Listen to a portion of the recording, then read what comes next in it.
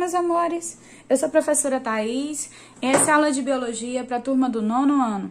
Na aula de hoje nós vamos trabalhar ainda o módulo 13, na nossa terceira aula, sobre o caso da fragmentação florestal e dos corredores ecológicos.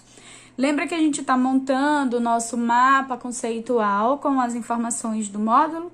Pois é, na aula de hoje a gente vai falar sobre efeito de borda. Se você está com seu livro 4 aí, abre ele na página 62, que já vai começar e aí a gente já conversa sobre o nosso assunto de hoje, ok? Falei de efeito de borda, eu preciso especificar o que é essa borda, não é verdade? Se eu estou falando de bordas,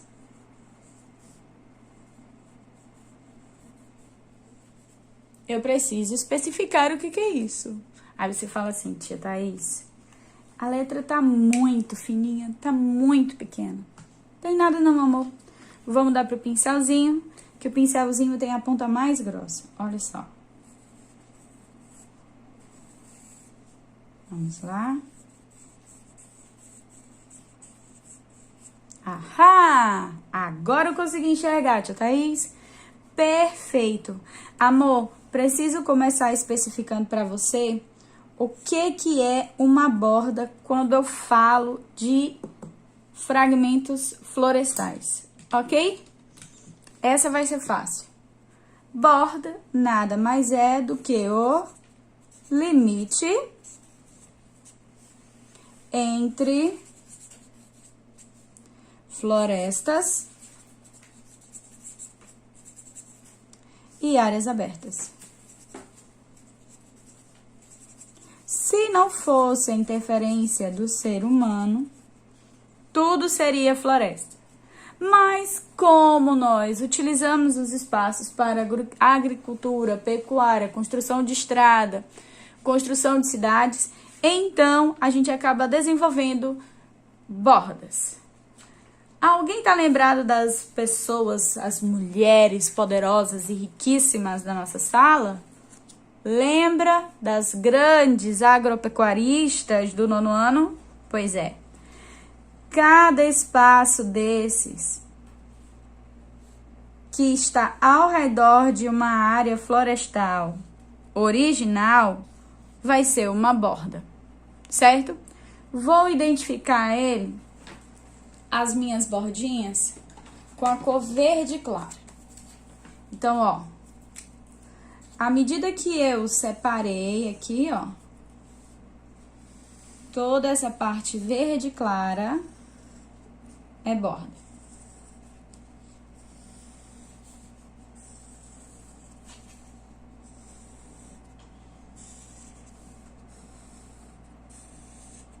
Vamos para o terreno da Laiane e da Mari. Pronto, já identifiquei em todos os meus terrenos a minha borda, ok? O que acontece nessa região de borda, né? O que é que vai influenciar essa região de borda? Isso é o efeito de borda. Então, toda e qualquer borda, ela vai provocar uma alteração da fauna e da flora em uma região de fronteira. Então, eu tenho que ela altera fauna e flora na região. Certo? Então, uma borda ocasiona isso. Por quê? Imagina que os seres vivos, os animais, a fauna e a flora tinham um espaço livre.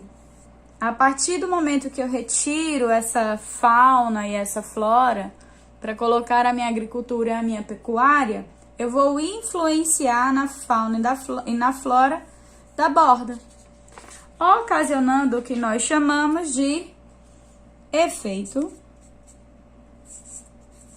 de borda. O efeito de borda, ele vai estudar como ele vai influenciar. E olha só que eu vou para todos os lados aqui, ó. Ele vai, vou colocar de azul claro. Ele vai me informar as alterações nas condições abióticas, ou seja, aquelas que não têm vida. Eu vou listar aqui quais são os efeitos colaterais de uma borda, tá? Desse lado aqui, eu vou colocar os efeitos colaterais nas condições bióticas, ok? E aqui embaixo, eu vou colocar o que vai acontecer na zona de amortecimento, que é a forma que eu vou solucionar esses problemas. Que é instaurar uma zona de amortecimento. Zona de amortecimento. Ok? Então, vamos primeiro falar sobre as condições abióticas. Quais são as interferências que essas condições abióticas irão sofrer? Na região em que ocorre o efeito de borda, vai ocorrer uma maior iluminação. Por que isso? Se eu vou retirar a mata natural, os raios solares vão incidir de uma forma mais forte nessa região. Por isso, ocorre uma maior iluminação. Já que tem maior iluminação, também vai ter uma maior temperatura. Não é verdade? Com esse aumento da temperatura, vai diminuir, ou seja, vai ocasionar no local uma menor umidade, tanto do ar quanto do solo. Tá? E uma maior, tá? O espaçozão aberto vai ocasionar uma maior intensidade dos ventos.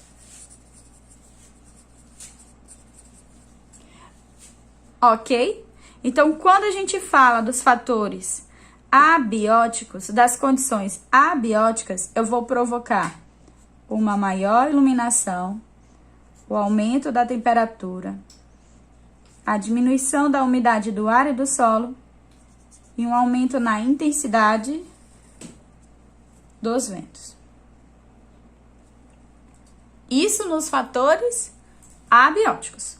Quando a gente fala nos fatores bióticos, que são aqueles que têm vida, como efeito colateral da existência dessa borda, a gente vai ter uma diminuição da biodiversidade. Então, diminuição da biodiversidade, tá? A gente vai ter o aparecimento de plantas invasoras,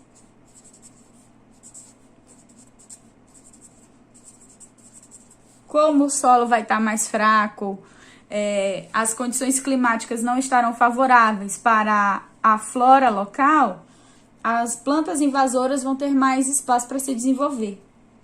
Como eu vou ter uma redução do espaço físico para os animais, os grandes predadores vão ficar acuados, ou seja, Eles vão ter menos espaços para caça, menos espaço para moradia. Isso pode ocasionar um nível de estresse no bando, para aquele que anda em bando, ou os riscos de aquele que anda sozinho morrer de fome. E enquanto os grandes predadores vão ficar acuados, vamos ter uma diminuição, então, desses predadores. Os pequenos predadores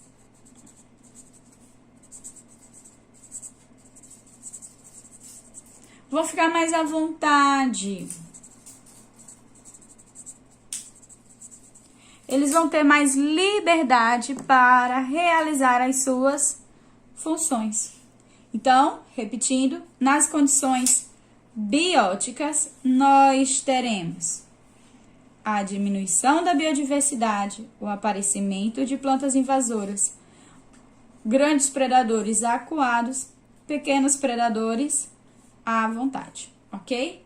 Aqui eu posso botar a seta indo ou vindo. Eu vou botar indo, porque acho mais bonitinho. Ok? Certo? Como efeito colateral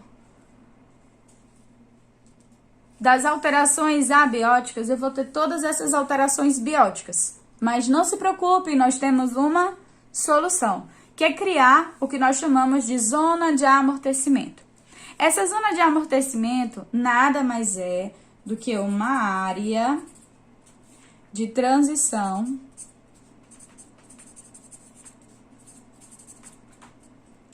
entre o fragmento florestal, né? E a matriz, ou seja, a origem. Eu vou ter uma zona de amortecimento entre o espaço do meu terreno e o meu fragmento. Então, aqui, ao invés de eu permitir que essa seja a minha zona de borda, eu vou ampliar essa área para que a minha zona de borda não interfira no tamanho real do meu fragmento florestal. Lembrando que o fragmento florestal é aquela área em que a floresta está originale. Certo?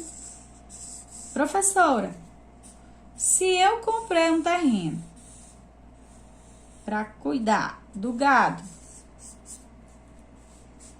e eu vou pegar uma área desse tamanho, eu já tenho que proteger 1/4 obrigatoriamente. É verdade. Quando você não usa 1/4 desse seu terreno que você comprou, você não está sendo bonzinho com o meio ambiente não, tá? Você está cumprindo a lei. Simples assim. Então, você não tá dizendo, eu tenho um pensamento ambiental, eu tenho uma área de preservação na minha propriedade. Se ela equivale a 1/4 do seu espaço físico, você não tá fazendo nada mais do que a sua obrigação. Se você quiser ser bonzinho, aí você tem que aumentar mais ainda a tua área de preservação.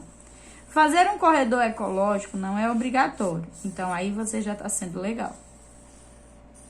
Fazer uma zona de amortecimento é interessante. Por quê? Porque se você não fizer uma zona de amortecimento, a sua área florestal, seu fragmento florestal vai diminuir com o tempo. E como você só deixou o pedaço que é obrigatório, essa área, esse teu fragmento vai diminuir de tamanho e quando a fiscalização vier, ele vai contar desde o fragmento do efeito de borda até o final. Então, olha só, como que acontece a zona de amortecimento.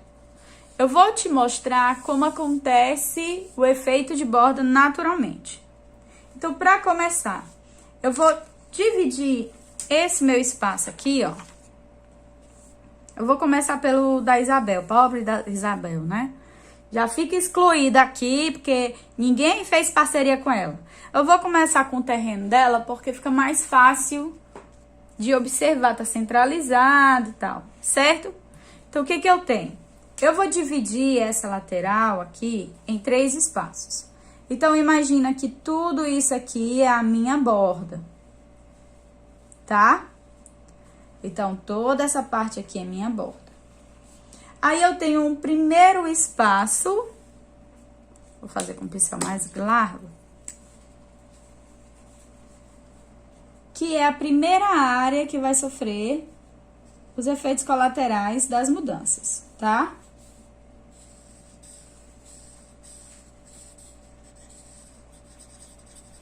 Então, eu vou chamar assim, para você entender no meu desenho, que eu vou mostrar daqui a pouco para você, a borda é o espaço A.